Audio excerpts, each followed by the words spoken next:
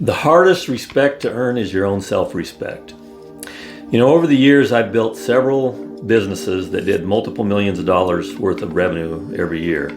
Some successful, some not, but nonetheless, a bunch of different businesses. And I had a conversation with a cousin a little while ago, and he told me about a conversation that he and another cousin had had, and they had decided that if you took a group of people who had all made a bunch of money and you took away all their money, within a short while they'd all have their money all back again.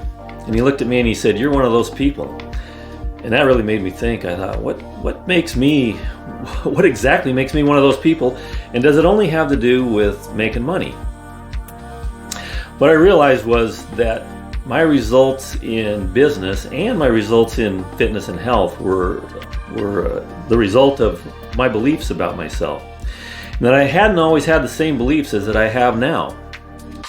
That conversation was pretty enlightening to me, and I wanted to share that with you. So the main purpose of this video is to try to explain what makes people have these predictable outcomes. Because not only do wealthy people seem to be able to continue to be wealthy in spite of the obstacles that they encounter, but poor people tend to revert to being poor even if they get a bunch of money dropped in their lap. I mean, we've all heard about lottery winners who go broke after winning the big one. And the same thing happens to people, to fit people, and to people who are in really bad shape. Just like a lottery winner, I'm sure we've all know someone who's lost a bunch of weight, and then after they've embarked on some kind of diet or exercise plan, within a short while they gain it all back, and usually they even gain even more. They had a goal, they achieved the goal, but then they went right back to where they started. Winners and losers both have the same goals. I mean, almost everybody wants to be rich, and everybody wants to get in great shape. And if you've ever embarked on any kind of personal development journey, you've probably heard the phrase be, do, and have. So let's talk about that a little bit. So the have is getting the goal. The have is the six-pack abs, the wealth, the new car, whatever the goal is, that's the have. The do is the activities that you've got to do in order to achieve that goal. But the be, and I think the be is the most important part, the be is being the type of person who does the activities that result in achieving the goal. So people set goals all the time. And some of them even write them down. But just writing them down doesn't really guarantee reaching the goal. I mean, it does help to at least have direction. I mean, if you don't know where you're going, it's going to be hard to get there. But if you look at two people who have the same goals and one of them achieves those goals and the other one doesn't, then it can't be just having the goals that makes a difference, right? On the other hand, if we look at the underlying habits of those two different people, I think that's where you'll find the reasons that they get different results. So when it comes to fitness, I think we all know basically what we need to do to get good results. And the difference is that some people will do more of the activities that help get good results, and some people won't. And I think the reason that happens is because some people identify themselves as being fit and healthy, and other identify themselves as being out of shape and unhealthy. And our identity is what we really believe about ourselves. It's how we see ourselves. It's the be part of the be, do, have.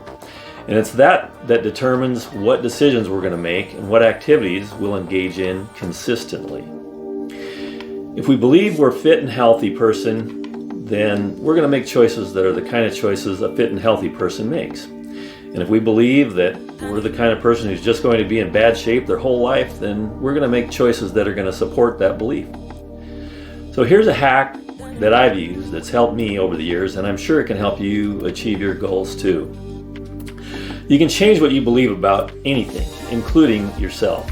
And I don't think you can do that by just repeating affirmations like, I am fit, I am fit, I am fit, or I am healthy, I am healthy. I don't think that works for most people. I mean, it might help some people, but I'm thinking it's probably not going to work for most people. But I do think your beliefs can be trained just like your muscles. And maybe a good example of that is churches. One reason people attend regularly is because it strengthens their beliefs. And there's a question that people of the Christian faith ask themselves when they have choices to make, and that question is, what would Jesus do? They do that because they want to become more like Jesus. I think we can use that when it comes to your fitness and health.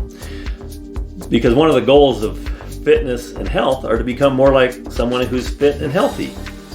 So as you go through your day making choices about your diet and your activities, make it a habit to ask yourself, what would a fit and healthy person do right now? I mean, maybe you've got someone who you admire and you can just insert their name there, but basically, what would a fit and healthy person do right now?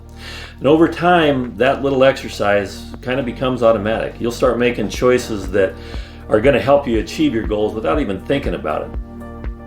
And as you start to feel better and look better, you're also going to notice that you're beginning to respect yourself more.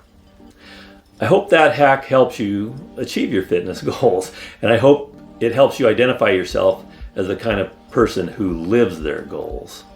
Thanks for watching.